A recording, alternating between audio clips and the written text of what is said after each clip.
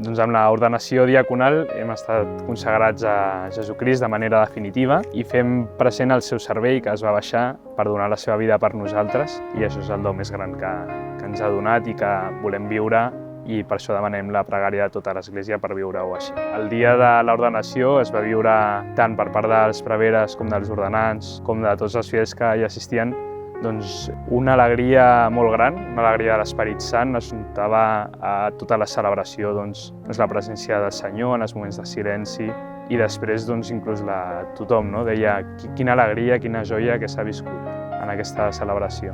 Doncs tornant l'altre dia a la parròquia va venir una senyora i em va dir ara és tot igual i tot diferent. Jo vaig pensar, doncs sí, has encertat, perquè l'ordenació ha suposat seguir fent les mateixes coses, agafar el metro, anar a la facultat, a missa, ajudar, però de diaca, ja no de laic.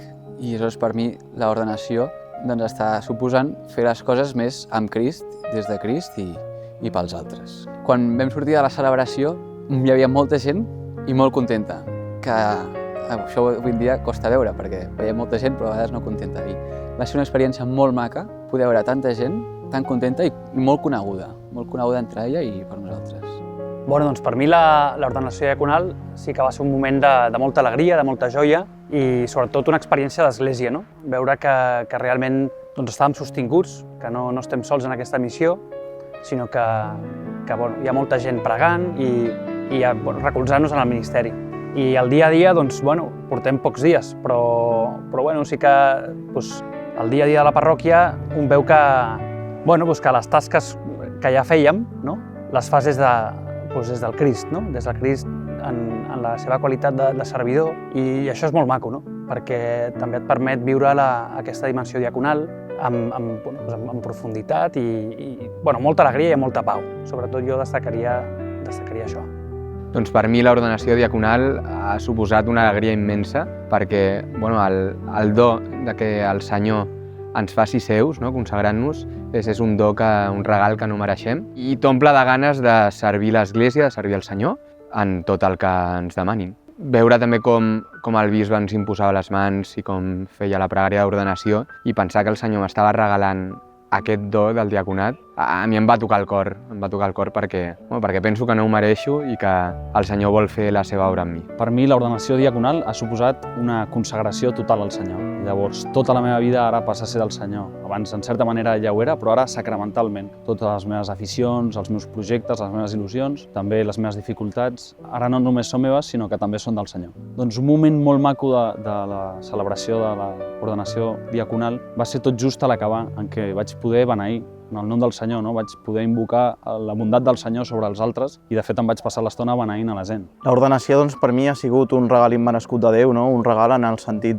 que Déu és molt gran, Déu sempre és més gran que no pas jo del que puguem pensar. I després també l'ordenació ha suposat una crida a la missió, per confirmar, una crida que confirma el Senyor a través d'aquest gest, i una missió, que és aportar Crist present, Crist servidor i Crist arreu del món, portar la bona nova de l'Evangeli, que és aquesta crida. Ha suposat per mi com tocar el cel, perquè ha sigut aquella sensació de tota l'Església, l'Església dels sants, l'Església terrena, i que tota l'Església, en definitiva, prega per tu i t'acompanya en aquesta crida, en aquesta missió i en aquesta vocació. Per mi l'ordenació ha sigut prendre consciència de que el ministeri és un regal, per mi, està clar, però també per l'Església. I m'ha sobtat molt, o vaig viure com molt intensament, el silenci que hi havia durant la imposició de mans, hi havia tota la catedral allà en silenci, i després també l'alegria de la gent al moment de sortir i de felicitar-nos. Una mica vam prendre consciència de que